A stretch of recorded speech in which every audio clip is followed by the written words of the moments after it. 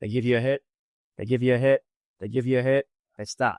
And you're like, man, how do I get more of that? Where do I go to get more of that drug, more of that love bombing? And so that's what gets people in that never ending cycle of desperate approval of upline, of people, the grand people that you were talking about. How do I get this person's approval? How do I get them to talk to me, talk about me, tell me I'm amazing? They said it before. It must have been true before.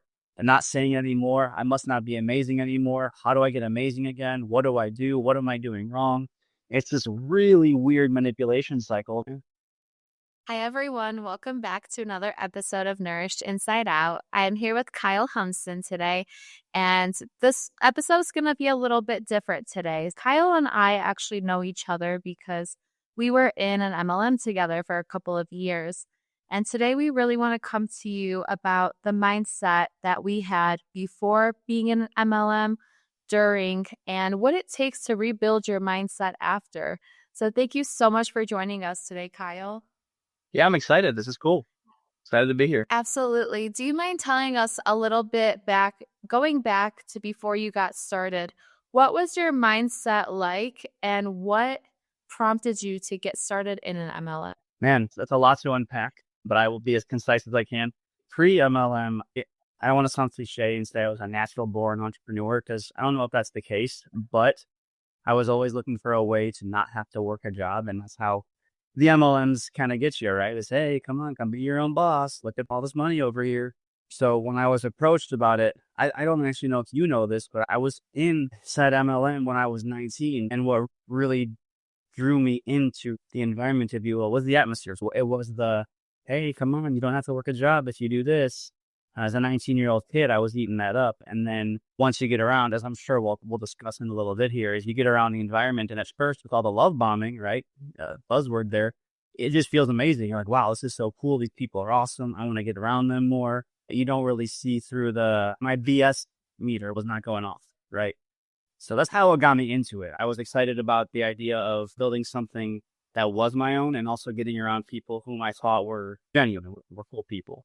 Something that you said that I really resonated with was the love bombing at first, because I think it's getting yourself into some kind of unhealthy relationship. How did they make you feel when you were first getting started? Can you describe that?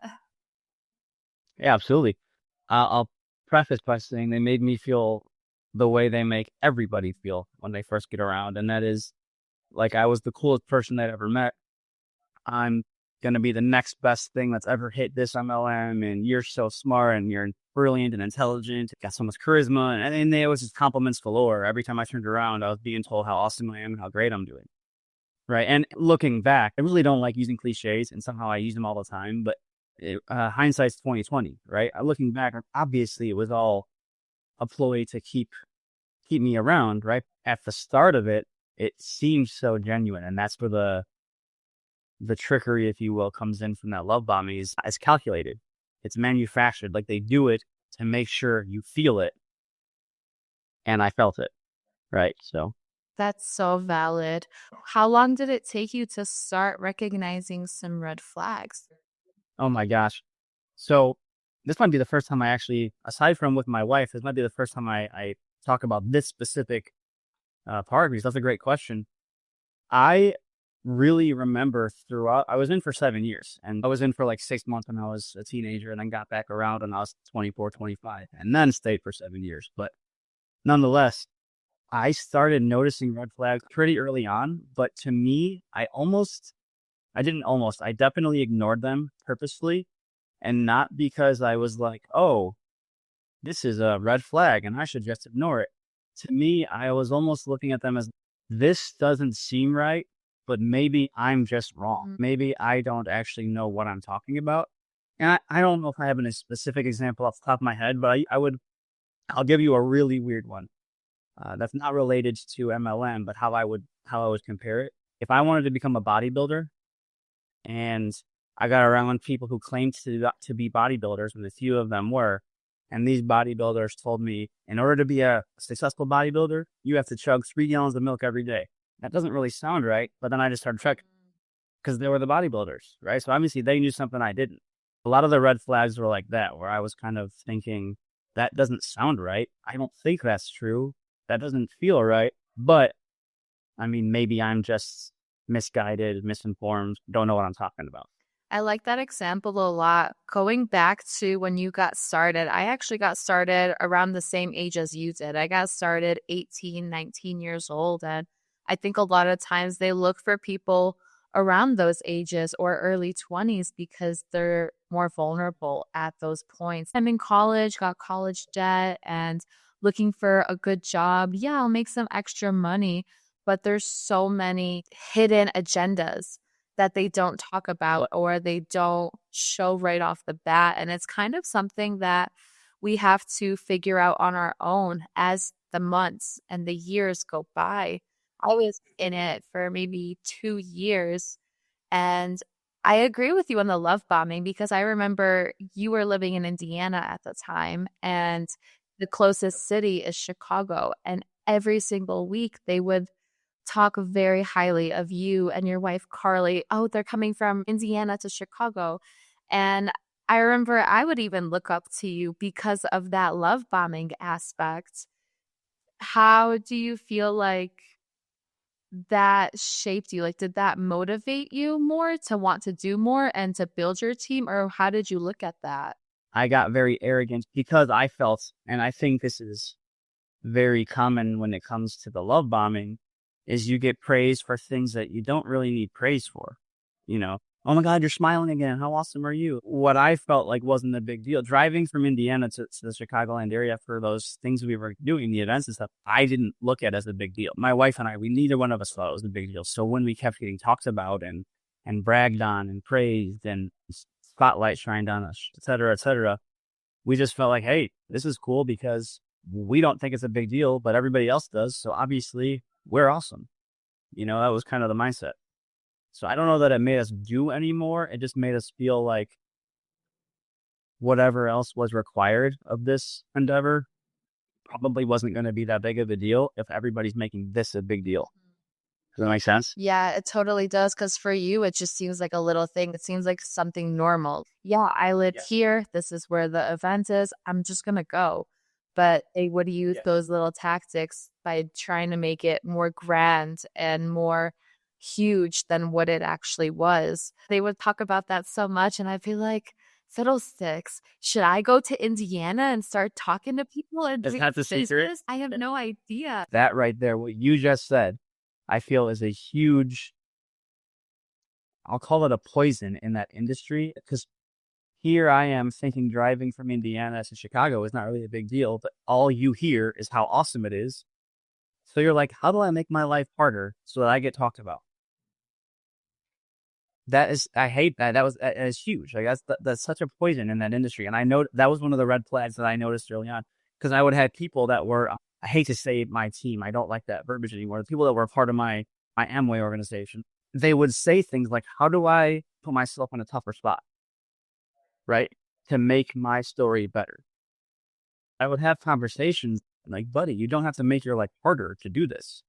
Just because somebody's life is hard and they're doing something getting talked about doesn't mean you have to make your life harder. That was one of the many poisonous mindsets that was bestowed upon people in that industry, is we're only going to talk about people if they're doing things out of the norm, I guess, right? People wanted to put themselves in bad situations so they could, hey, look at me, I'm out of the norm. You have a really valid point. They would praise all of the little things, so then we would feel bad if we weren't doing those things. And exactly like you said, we would try to make our lives harder than what they needed to be. Wow. I've never heard somebody say it that way, but we need to quote that somewhere. Yeah, I'll take it. Yeah. So they were giving a lot of self-help books and a lot of self-audios. Do you agree with that? Because I feel like I learned a lot by reading a lot of those self-help books, but I feel like it was also limited because it was only within the MLM. If the person you were working with didn't give you the book, from my experience, they told me I couldn't read it. Or an audio on YouTube or a podcast, they told me that I couldn't listen to it because it wasn't real advice. Have you experienced that? And if so, what's your take on it? Yeah, well, that's what makes it a cult, right? Information control.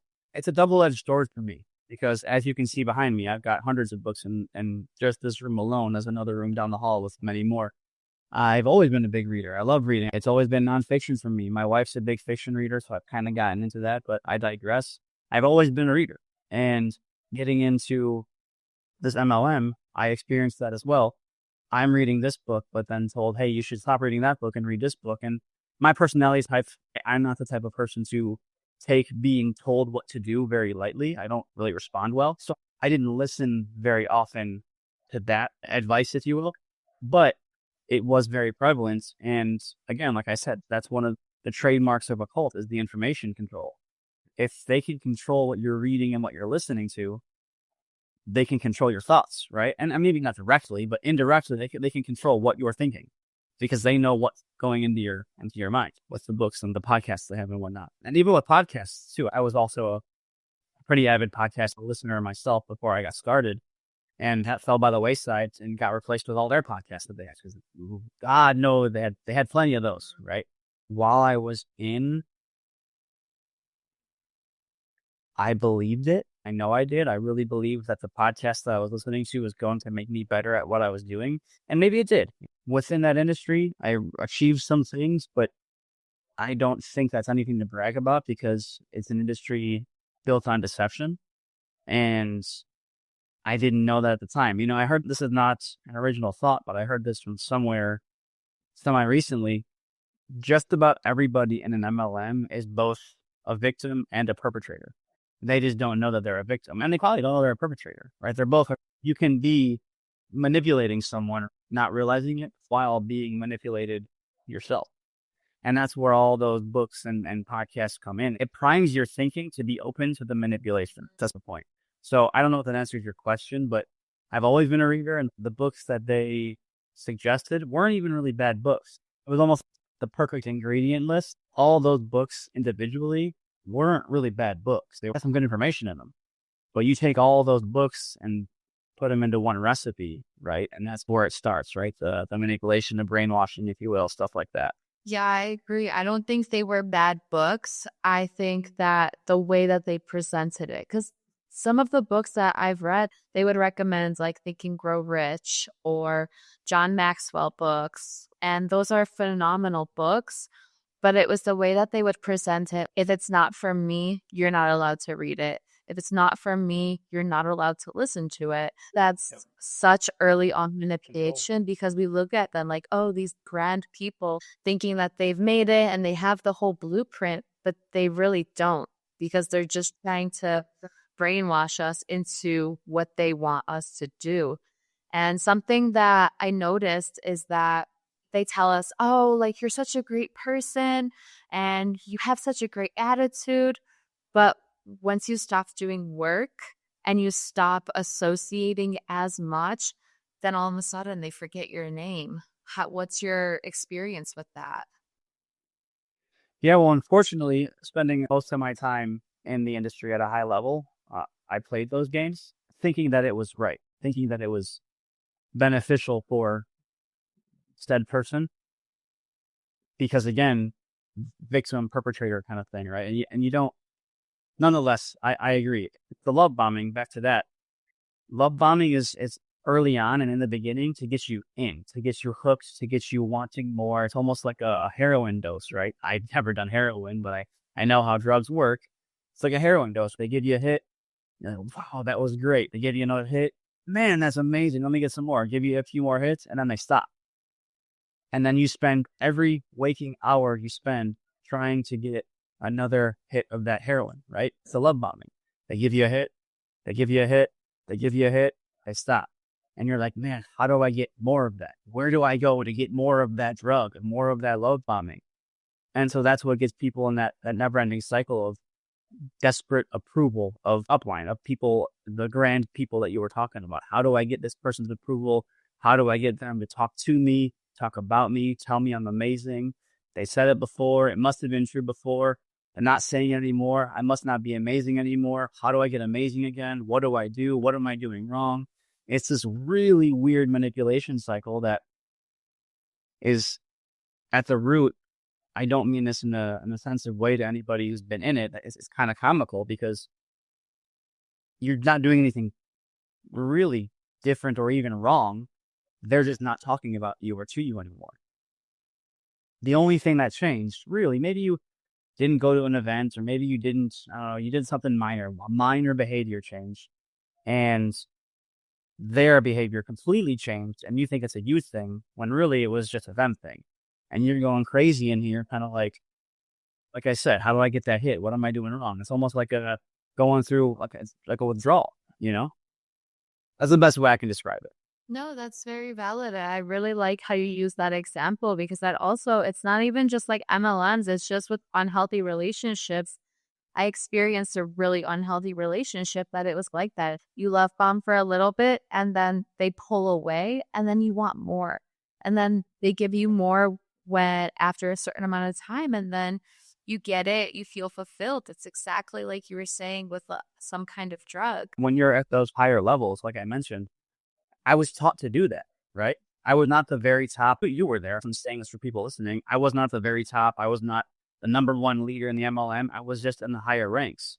The people that were above me, I was taught to do those things. Hey, if they're not doing what they're supposed to be doing, don't pay them any attention.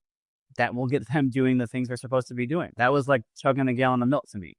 That sounded kind of fishy, but hey, you're the one with the results. You must be right. So I would do those things, not in an intentionally manipulative way. It was in a way of, I thought I was helping this person because they're not doing what they're supposed to be doing. How can I help them get back to doing what they're supposed to be doing? I won't pay them any attention, like I was taught, right? Victim, perpetrator, victim, perpetrator. That's so true. I know a lot of times they tell us, oh, if anybody gives you any negative advice or any hate about being in the business, you should just completely cut them off. How did you feel about those experiences when you had these friendships or family members who were like, maybe it's not the best idea? How did you feel about that? I'll start by saying being in the MLM, there were positives. I did take away a lot of positive. Right? There were a lot of positive things that I got out of it. Maybe a lot is not there. There were some positives I took away. My biggest regret is following the advice that you just mentioned. Cutting people off who were negative, who didn't support you, et cetera, et cetera. So it's almost been a year now that I've been out of the organization, and there are relationships and friendships that my family's fine, we're good. I made amends with the people that I had issues with my family. They're over it. But there are friendships that I had since I was 8 years old that just aren't the same. There's no more bad blood, if you will, right? But the relationship, it doesn't go back 7 years. You can do a lot of damage to a relationship in 7 years, I guess is my point. And that's exactly what happened. So my biggest regret, if there's anything, my biggest regret is doing that, is cutting people off in the name of, you don't support me. That's so true. Yeah, it's such a bittersweet thing because you were in the MLM longer than I was. But at the same time, that's what they start to tell you from the very beginning. Read the books, do the audios, show up to every event, and cut off people who don't get it. If they don't want to get started or if they don't want to buy products, then cut them off. Well, how did your mindset shift when you were starting to think about leaving? It wasn't a aggressive or gradual thing for me. It was like getting hit with a Mack truck. It was like getting smacked in the mouth real hard. I had an experience with the people who got me started, known as my upline, right? You know who they are. Great. At the end of the day, I've got nothing really bad to say about them. They're great people, and they did a lot for us. They did a lot for my wife and myself throughout our tenure in that organization. But they're not perfect, right? There was an experience I had with them, mainly how to handle a situation. When I say them, it's a married couple, your listeners, so they have context here.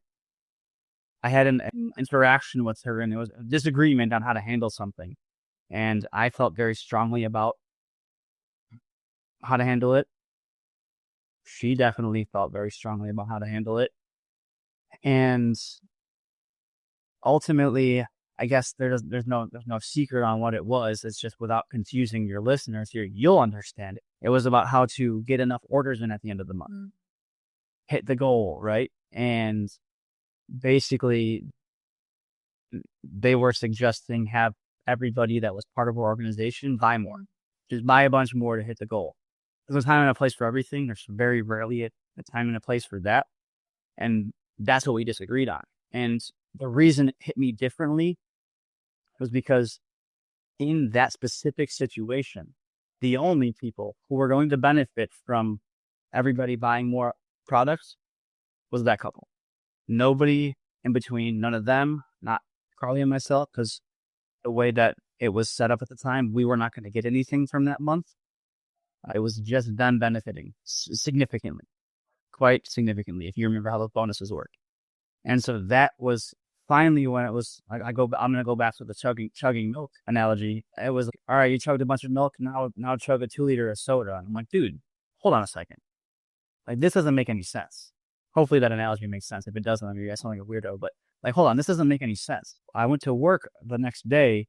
I work at an office. I have my own computer, so I have time on my hands to use the computer. I did the unthinkable. I started looking into things, something I should have done years ago, but I bit on the whole, don't look at the negative. We know what we're talking about. Nobody else knows what they're talking about, blah, blah, blah. And I started reading things and listening to things like podcasts and watching interviews our friend has on YouTube and Anna. And that interview was one of the biggest things that did it for me. It was her interview on YouTube. I would mention who the interviewer was, but I don't remember. But I just started seeing things. And this was all in one work day. So 1 8-hour time frame. I'm listening to this podcast, watching this interview, reading this article, looking at this Reddit post, seeing this book, reading this book online, all this. It was like information overload all at one time, just bam. And by the time I left work that day, we were done. That's it. We're out. Wow, that kind of gives me goosebumps because just thinking about how much they brainwash us to block out the negative, it takes us a while to actually believe what's on the internet. You can't believe everything on the internet, but there are things that you can believe. Like if you're constantly finding the same information about a certain topic, then maybe it's pretty credible. And that's so true. If it looks like a duck, walks like a duck, sounds like a duck, it's probably a duck. Yeah, something like that, or a horse, whatever. It's the same thing. Looks like, walks like, acts like, sounds like. I mean, it's what it is, you know? And that's how much we believed them, that they knew exactly what they were talking about, but they really didn't. I don't even think I looked at anything outside of it. For me personally, it was going to my upline about a certain situation, and they gave me opposite advice on what I wanted because I really wanted to go to cosmetology school. And they countered it. They're like, I don't really think it's the best idea for you to do that. It just doesn't make sense. Why? Because I'm going to start putting less effort into the business and start to build a career for myself. And they didn't like that. That's exactly it. You're right. That's exactly what. Yeah. And they didn't want us to build real careers for ourselves. And so then we just kind of were on different pages. And I remember that night, I'm a very type A person. You tell me I can't do something, I'm going to do it. You don't have to tell me twice. I agree. For me that night, I was just like, I'm going to go to school. I hope you have a great night, and I'm out. Because same thing with you, like every single month when it comes to hitting goals, I remember they would text me at 11 p.m. every single month.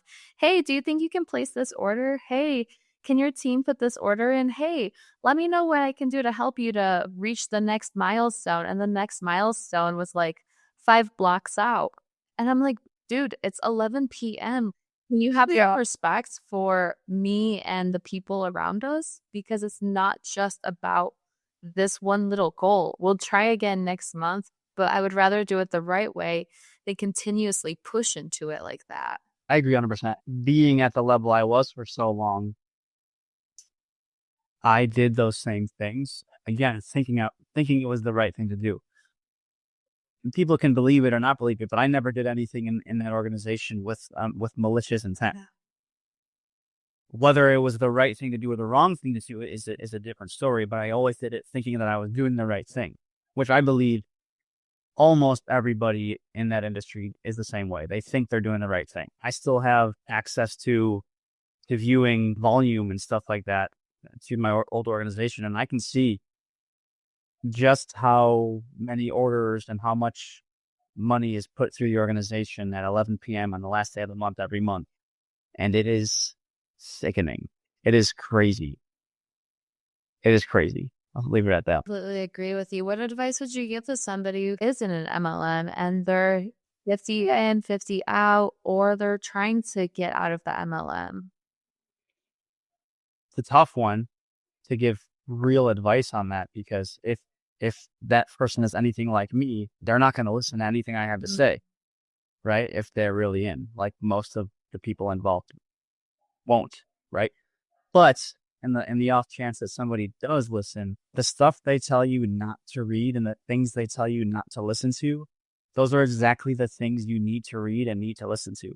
The only way critical thinking doesn't happen when you just listen to what somebody else tells you to do. When somebody else tells you what to do, you're not thinking critically, right? If you're only reading the things that confirm and affirm what you're doing, confirmation bias is it's an inevitability. You have to read and listen to the other side, if you will, opposing arguments, things that you have. The only way to form a valid opinion about something is to know what's going on both sides.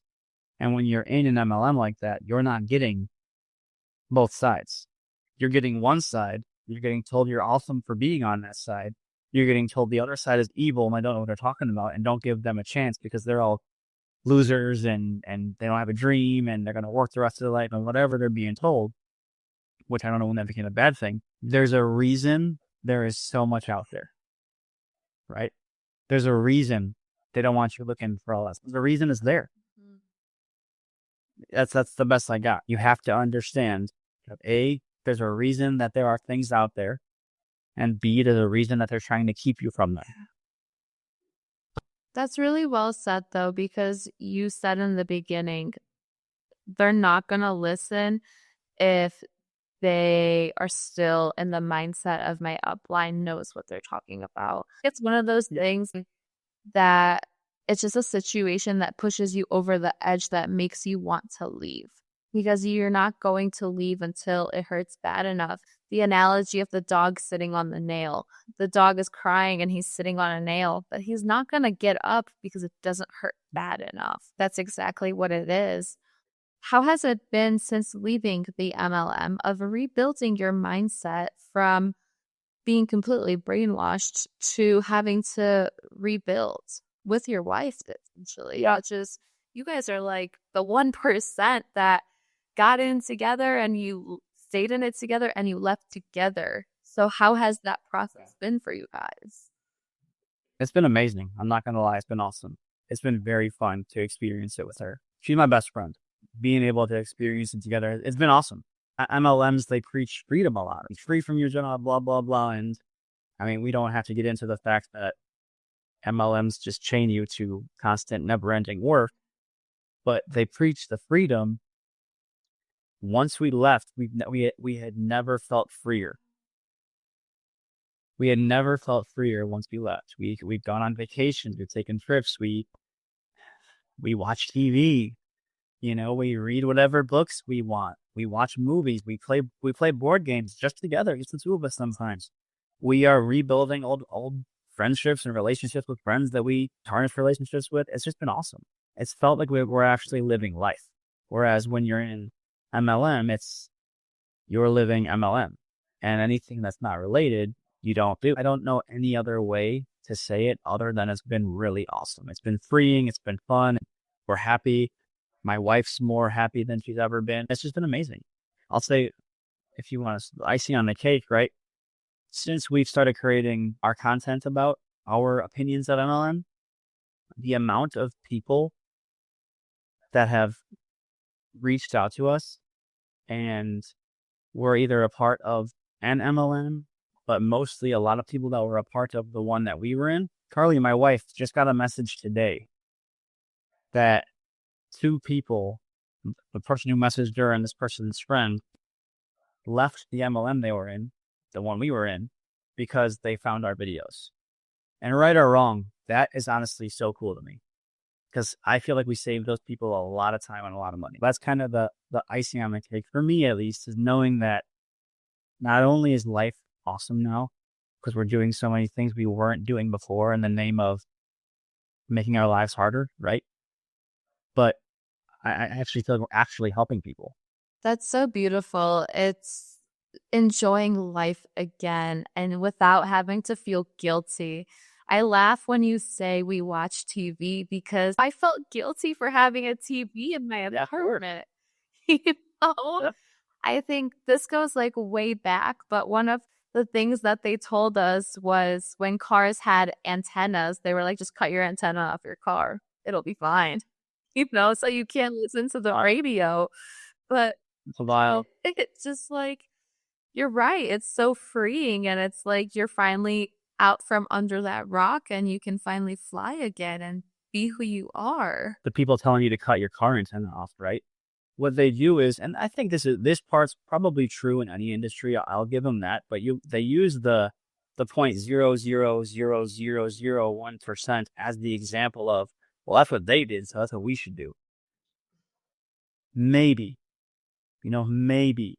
Well, Michael Jordan was the greatest, and all he did was play basketball day and night. Maybe that could be true. Maybe that's the differentiator. Maybe you're right. If you're in MLM, maybe you're not supposed to watch TV. Maybe you are only supposed to read those books and listen to those podcasts. Maybe you are supposed to cut your car antenna off. Maybe. There's a very small amount of people that can say that that's true. So maybe. But what I can tell you is that you don't have to be the greatest at something to enjoy life. That's what I've learned. Well said. Amazing, Kyle. Well, before we go ahead and wrap things up, do you have any last piece of advice for anyone who has been an MLM, is, or has been approached by? I do. Get out, for one. I say that I have some sarcastic tone there, but it's not worth it, in my opinion. You can find community elsewhere, because that's how they get you a lot of time. Side note there as well, the friends I thought I had in that organization, I lost all but maybe 2 of them once I left. So it's not real friendships. If you're being approached by someone, I should say, they're all dropping like, I mean, just look on social media. You'll see all you need to see. And the industry is a dying industry. It really is. If you just do a little bit of research on a network marketing, multi-level marketing industry, they're dropping like flies. 2 or 3 in the past 12 months have disappeared. They're not businesses anymore. A few other ones have changed their business model to not be MLMs anymore. All the big ones, the revenue's declining. The one you and I were in, the revenue's been declining for the past decade. I mean, they're going under. They're disappearing. The people are wisening up. Podcasts like your content out there on social media, people are just getting smarter. They're realizing there are so many other ways to make money, whether it be a good, well-paying job or podcasting or whatever, doing TikTok videos, whatever the case may be. There are so many other ways to make a living that don't require your soul. That's so true. So valid. Thank you for sharing that. So tell us, where can people stay in touch with you? Where can they find your content that you put out there? What's the best way to support you? Yeah, so every social media platform, I don't do X, but every social media platform you'll find me on is just at Hummycrew, HUMMYCREW. Or you can search my name, Kyle Humiston, you'll find Hummycrew pop up. So most active on Threads and TikTok. That's where I do most of my stuff. Amazing. I'll have all of that linked down in the show notes below so people can stay in touch with you and keep up with your content as well. Thank you for being here, Kyle. Yes, it was awesome. Thank you. Hey everyone, thank you so much for tuning into another episode of Nourished Inside Out. I'm so thankful that you're here. Your support means so much, and I'm so excited to bring to you our very first Nourished Inside Out live virtual summit on April 26th and 27th. We have an incredible lineup of speakers, and pre-sale for tickets will be for a limited time. You can find the link in the show notes below for more information. See you there. And as always, keep growing and thriving.